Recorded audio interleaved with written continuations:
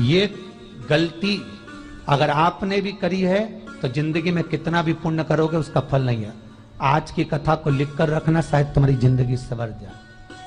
लिंग पुराण में 7 गलतियां बताई है व्यक्ति को बर्बाद होने की। पहली गलती है, उसमें से अगर आप स्वीकार कर रहे हैं ये गलती तो समझ लो कि गलती आपने करी है। गंगा जल तो बुलवाया टैंकर भरकर, 21,000 बेलपत्र भी समर्पित कर रहे हो। आप मंदिर के अंदर बैठ गए, दर्शन करने वाला आता रहा, किसी को अंदर प्रवेश नहीं दिया। आप गंगा जल चढ़ाते रहे, आप बेलपत्र चढ़ाते रहे, आप स्वयं पूजन करते रहे, और दूसरा व्यक्ति ना जाने किस भाव से, किस रूप में आकर भगवान की सेवा करना चाहता था। पंडित जी ने आपके चक्कर में उसको जल नहीं चढ़ाने दिया, पंडित जी ने आपके चक्कर में उसको बेलपत्र नहीं चढ़ाने दिया। पहली गलती यह हो गई कि भगवान के भक्त को भगवान से दूर कर दिया गया। अब उठा लो श्रीमद् भागवत कथा। 2 देवताओं ने गलती करी थी। एक ब्रह्मा जी ने गलती करी थी कि गाय बछड़ों का हरण कर लिया था। 1 वर्ष होने में 1 दिन था तब ब्रह्मा जी ने गाय बछड़े वापस दिए थे। दूसरी गलती इंद्र ने करी थी, जल वृष्टि करी तब भगवान कृष्ण को गोवर्धन पर्वत उठाना पड़ा। दोनों देवताओं ने गलती करी, पर भगवान कृष्ण ने इंद्र को क्षमा कर दिया पर ब्रह्मा को क्षमा नहीं करा। क्यों नहीं करा? क्योंकि इंद्र को क्षमा इसलिए करा क्योंकि इंद्र ने जब जल वृष्टि करी तो सारे ब्रजवासियों को भगवान के चरणों में लाकर छोड़ दिया। सारे ब्रजवासी गोवर्धन पर्वत के नीचे आकर बैठ गए, भगवान के चरणों में आ गए। और ब्रह्मा ने जो गलती करी वो ऐसी गलती करी कि भगवान से गाय और बछड़ों को दूर कर दिया। जो भगवान से भगत को दूर कर दे उसको शंकर कभी क्षमा नहीं कर सकता। इसलिए बर्बादी का पहला कारण आप भक्त और भगवान में दूरी बना लेना। भगवान की जब पूजन कर रहे हो, 21,000 बेलपत्र चढ़ा रहे हो, गंगा का जल चढ़ा रहे हो, चंदन चढ़ा रहे हो, अबीर चढ़ा रहे हो, गुलाल चढ़ा रहे हो, तो तुम्हारे भीतर ये अहंकार, जब तुम पूजन करके उठो तो उठते समय तुम्हारे भीतर अभिमान नहीं होना चाहिए कि मैंने जो अनुष्ठान करा उसके बराबर कोई नहीं कर सकता। तीसरा कारण कहा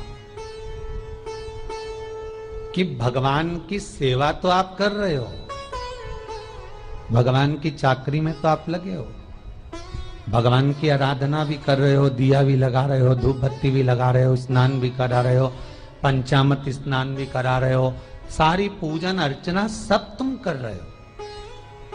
पर हो सकता है इस पूजन अर्चना में आप केवल 3 घंटा पूजन करते हो और बाकी के समय किसी न किसी की जीवात्मा को दुख पहुंचा रहे हो। एक कथा में एक बात कही थी कि भले मंदिर में दिया मत लगाओ, भले मंदिर में जाकर धूप बत्ती मत जलाओ, भले मंदिर में जाकर भोग मत लगाओ, भले मंदिर में जाकर जल मत चढ़ाओ, कुछ मत करो, भले भगवान को नए कपड़े मत पहनाओ, भले तुम्हारी मर्जी पड़े भगवान को भोग मत लगाओ, पर शास्त्र कहता है कुछ मत करो, पर एक काम जरूर करना कि किसी के चेहरे पर प्रसन्नता ला देना तो मंदिर में दिया जलाने के बराबर होगा। किसी के चेहरे पर चमक ला देना, प्रसन्नता ला देना तो अगरबत्ती लगाने के बराबर होगा। किसी गरीबड़े के, किसी दुखी के चेहरे पर अगर तुमने प्रसन्नता ला दी तो वो भगवान को कपड़े पहनाने के बराबर होगा। मालूम पड़े तुम मंदिर में पूरी सब्जी बांटो, मंदिर में भोजन कराओ, मंदिर में सारा पकवान चढ़ाओ, और कोई तुम्हारे कारण अगर दुखी है तो तुम्हें वो सुख का भान नहीं हो सकता। तीसरा कारण है हमारा, वो सुख नहीं मिल सकता। चौथा कारण है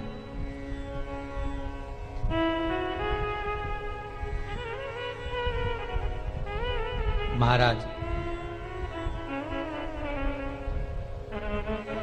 जिस मंत्र को पढ़ा जा रहा है, जिस मंत्र का स्मरण किया जा रहा है,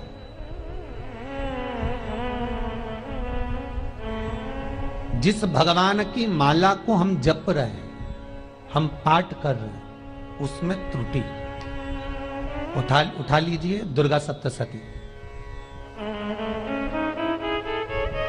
दुर्गा सप्तशती का हिंदी अनुवाद में एक थोड़ा सा दृष्टांत दिया है, आपको मालूम होगा।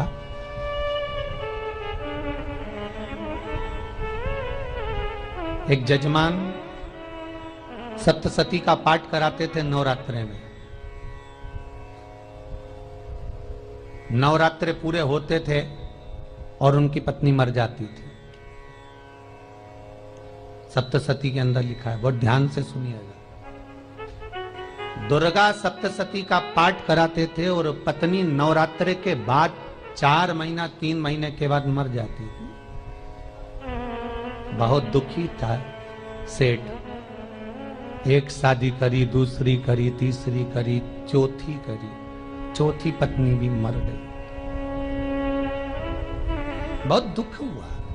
आज वो गुरुजी के पास चले गया, गुरुदेव, गुरुजी, गुरुदेव, गुरुदेव। गुरुजी बोले क्या हो गया? सेठ जी बहुत दिनों के बाद आ रहे हो, क्या बात है गुरुदेव?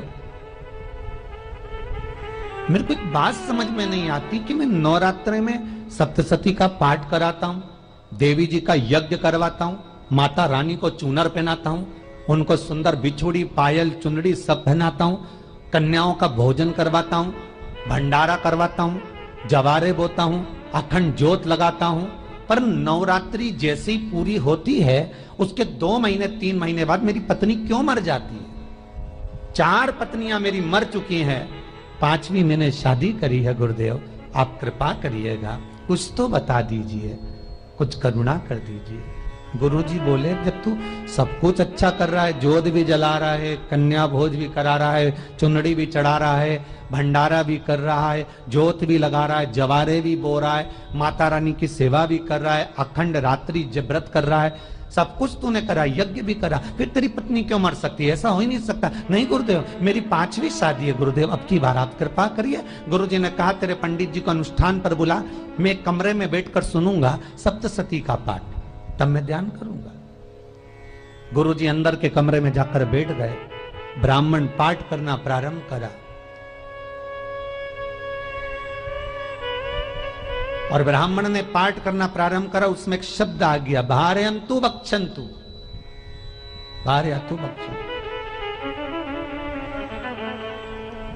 उसमें बोलना था भय पीड़ा को, हे जगत जननी तू भक्षण कर जा, पर ब्राह्मण बोलता था भारयंतु भक्षन्तु, मेरी पत्नी को, मेरी भार्या को तू भक्षण कर दे।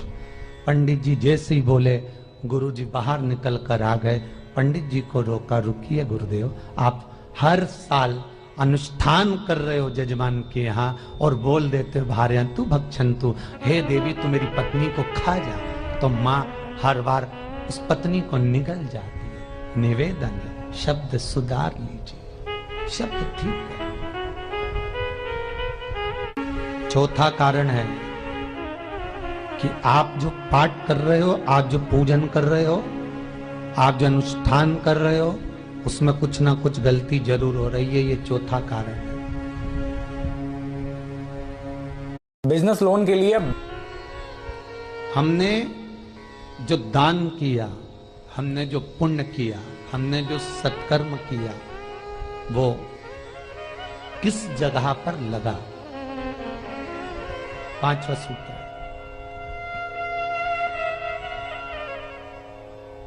जो आप दान कर रहे हो, जो आप पुण्य कर रहे हो, सत्कर्म कर रहे हो, वो किस जगह पर लगा? ये 5वां सूत्र। फिर निवेदन करेंगे, गाय, बेटी और लक्ष्मी 50 बार विचार करना तब किसी को देना। बेटी किसी ऐसे को मत ब्याह देना जो जुआ खेलता हो, मदिरापान करता हो, मांसाहार करता हो, वेश्यावृत्ति करता हो। वो बेटी का सम्मान नहीं करेगा, बेटी रोएगी तो कन्यादान करने वाले को रोना पड़ेगा। दूसरे नंबर पर गौ माता, गाय ऐसे ब्राह्मण को दान मत देना कि ब्राह्मण के घर में खुद रहने की जगह नहीं और गाय को ले जाकर तुमने दे दिया और उस ब्राह्मण ने जब तक दूध दिया बांध कर रखा, एक तगाड़ी बाल्टी साड़ी के चक्कर में ले लिया, सोने के सींग के चक्कर में ले लिया और बाद में वही गाय कसाई के हाथ में बिक गई और कसाई ने काटा तो बद्दुआ तुमको लगी। और फिर सोचते हो कि मैंने तो पुण्य करा है। कई लोग कहते हैं मैंने दान करा, मेरे को इतना फल मिलेगा। काय का दान करा? ऊपर तो जाए, सत्कर्म की ओर लगाओ। तो सुख का आनंद कुछ और ही होगा, सुख का आनंद कुछ और ही प्राप्त होगा। हमारा धर्म, हमारा पुण्य, हमारा सत्कर्म। पांचवा कारण अपनी पुस्तिका में लिखकर रखना, तुम्हारे दुख का पांचवा कारण क्या है।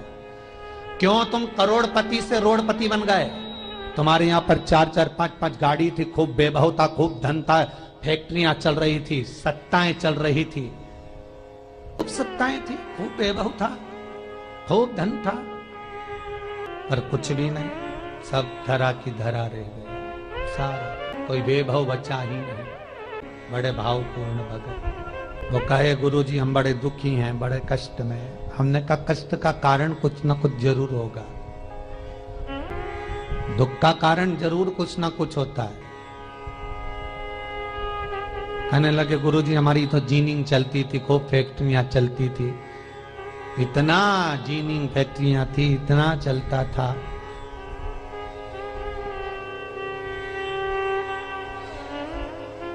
इतनी जीनिंग चलती थी, इतनी फैक्ट्रियां चलती थी, गुरुदेव बहुत दुखी हो गए। हमने कहा दुख का कारण, जो ये 7 कारण है शिव महापुराण के लिंग पुराण में जो 7 कारण बताए हैं दुख आने के। जब फैक्ट्रियां अच्छी चल रही, जीनिंग अच्छी चल रही, व्यापार अच्छा चल रहा है, तो 7 कारण बताए हैं। क्या आप उन 7 कारण में से कोई कारण आपके साथ में हुआ है जिसके कारण आप रोड पर आ गए, करोड़पति से रोड़पति बन गए। कभी कभी नगर में, गांव में सभी का व्यापार एक साथ समाप्त हो जाता है। कभी कभी गांव में, नगर में सबका व्यापार एक साथ समाप्त हो जाता है, सबका व्यापार एक साथ ही खल्लास हो जाता है, समाप्त, सभी कर्जे में हो जाते हैं। तो समझ लेना कि उस गांव के खेड़े का देव महादेव, उस गांव का खेड़ापति भगवान शंकर, उस गांव का शिव जरूर रुष्ट हुआ है, जरूर रुष्ट हुआ। उसको मनाने का प्रयास करो, जिससे अपनी नगर, अपना गांव फिर उन्नति की सीढ़ी पर चढ़ जाए। 5वां कारण मंत्र जाप, अर्थात तुम्हारा फिर निवेदन, गाय, बेटी और लक्ष्मी 50 बार विचार करना, तब देना, नहीं तो मत दे। ये अंतिम कारण है। जितने लोग कर्जे में, लदालू में, जितने लोग दुखी हैं, जितने लोग तकलीफ में, आज की कथा को बहुत दिल से सुनना, अपनी गलती को जरूर छांटना। मुझे विश्वास है मेरा भोलेनाथ, आप अगर गलती को स्वीकार कर लोगे तो शंकर वापिस आपको करोड़पति बना देगा, लखपति बना देगा। शंकर आपके भंडार फिर भर देगा। 7 कारण में से अपनी गलती को जरूर छांटना साहब कि आपने गलती कौन सी करी, पर अपनी गलती को छाट ले, यही सबसे बड़ी बात है ना। लोग सुनने के बाद भी नहीं छाटेंगे, नहीं मैंने तो कुछ करा ही नहीं, मैं तो कुछ कर ही नहीं, बस मैं ही तो है, हरी जगदम्बा वो मैं ही फंसा है बीच में।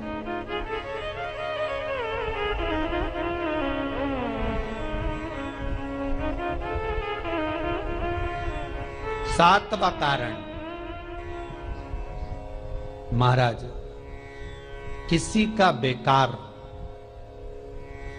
धन हमारे घर में आ जाए। एक कथा बहुत सुंदर है।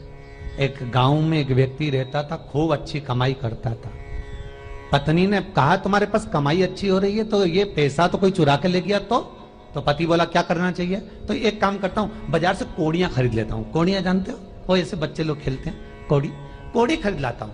अब गांव का व्यक्ति रोज कोड़ियां खरीद के लाए, उनके यहाँ बोरे पे बोरे भरा गए, बारदान पर बारदान भरा गए, पूरा कमरा कोड़ियों से भरा गया। एक दिन राजा बीमार पड़ गया। हमारे घर पे तो कोई इंग्लिश बोलता ही नहीं है, फिर हम इंग्लिश कहां से सीख। राजा बीमार पड़ा तो राजा को वेदों ने, डॉक्टरों ने कह दिया इसका एक ही इलाज है, कोड़ियां लाई जाए, कोड़ियों को जलाकर राख बनाई जाए, वो राख राजा के शरीर पर मली जाए। राजा के शरीर पर जब राख को मलेंगे तो राजा ठीक हो जाएगा। राजा ने अपने दूतों से कहा जाओ नगर में कोड़ियां देखो। राजभवन में देखा तो कोड़ी नहीं थी, बाजार में देखा तो कोड़ी नहीं थी, सारा मार्केट घूम लिया, चारों तरफ के राज्य देख लिया, कोड़ी नहीं मिली। राजा ने दूतों से पूछा बात क्या है, दूतों ने बाजार वालों से पूछा, भैया कोड़ियां क्यों नहीं है? तो बाजार के व्यापारी बोले, महाराज सुबेरे सुबेरे एक गांव का व्यक्ति आता है, सारी कोड़ियां खरीद कर ले जाता। सारी कोड़ियां? हाँ।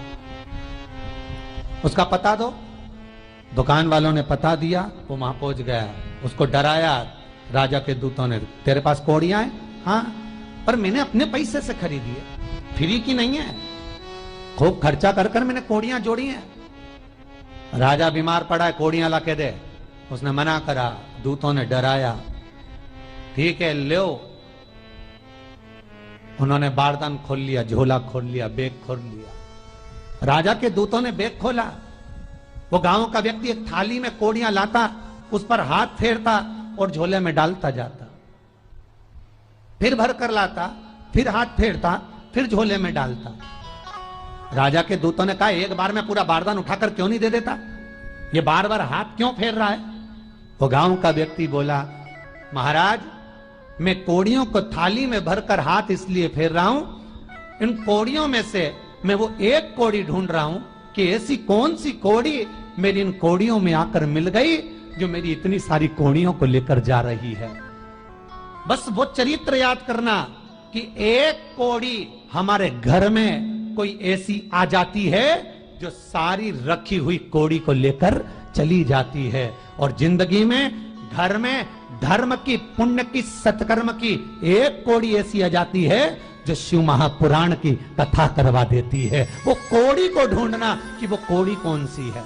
जो अच्छा काम करवा रही है, अच्छी कोड़ी आई होगी, सत्कर्म करवा रही है, अच्छी कोड़ी आई होगी। और मालूम पड़े एक कोड़ी ऐसी आ गई जो डॉक्टरों में भरवा रही है, सारा की सारा धन मेडिकलों में लगवा रही है, पुलिस में लगवा रही है, कहीं गलत जगह पर लगवा रही है, कहीं एक्सीडेंट में लगवा रही है। जो कोड़ी गलत जगह पर धन को लेकर जा रही है, समझ लेना कि वो कोड़ी बेकार आ गई जो सारा का सारा बर्बाद करने में लगी हुई है। उस कोड़ी को पहचानो कि वो कोड़ी कौन सी है। 7वां कारण शिव महापुराण का, लिंग पुराण का लिख कर रखना कि एक कोड़ी ढूंढना कि वो कोड़ी कौन सी घर में आ गई जो हमें बर्बाद कर कर चली गई है। तो कोड़ी को ढूंढिए।